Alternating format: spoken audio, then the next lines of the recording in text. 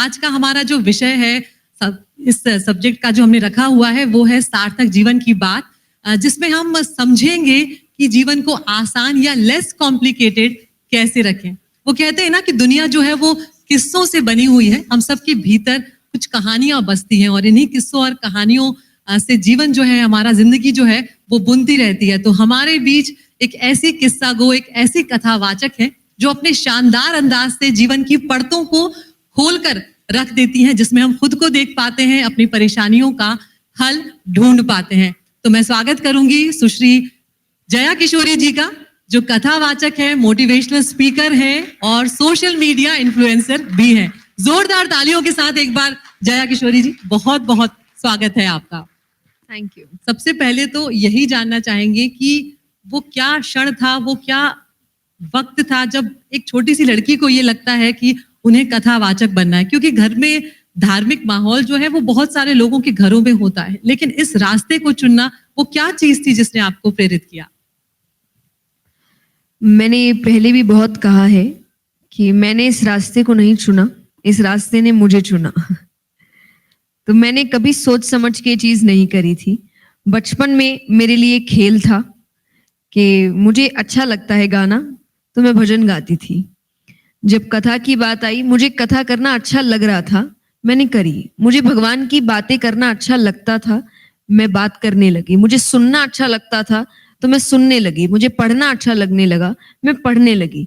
बहुत बाद में हुआ कि जब आपको समझ आता है कि नहीं, अब आप इसको अपना काम बना सकते हैं, ये आपका करियर हो सकता है। मुझे ऐसा लगता है ये बहुत मैं शायद 16-17 साल की थी, तब मैंने बहुत समझदारी से सोच कर किया कि मुझे ये ही करना है। उससे पहले तक मुझे मजा आ रहा था, मुझे अच्छा लग रहा है, मुझे करना है। तो मेरी जिंदगी में यही था, तो मैंने कुछ भी बैठ के सोचा नहीं कि मुझे ये करना है। इसलिए आई ऑलवेज से भगवान ने मुझे इस काम के लिए चुना था। तो जो पहला कथा वाचन हुआ था उसका अनुभव कैसा था, क्या था, वो जरूर हमारे साथ साझा करें।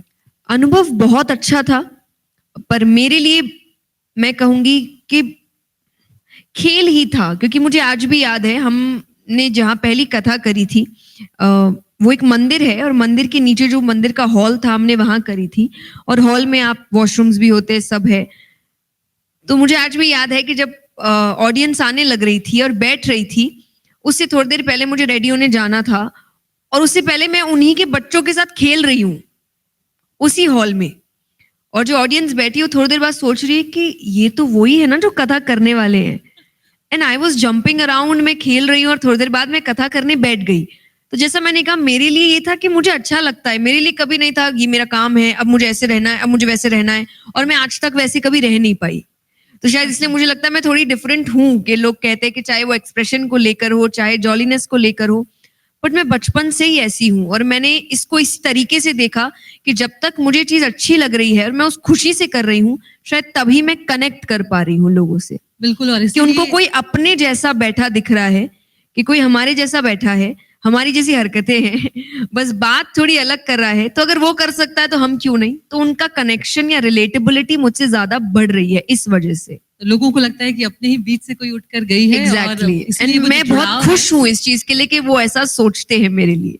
अगर आप ये वीडियो YouTube पर देख रहे हैं तो हमारे चैनल को सब्सक्राइब करें और बेल आइकन को दबाना ना भूलें। अगर आप Facebook पर ये वीडियो देख रहे हैं तो हमारे पेज को लाइक करें।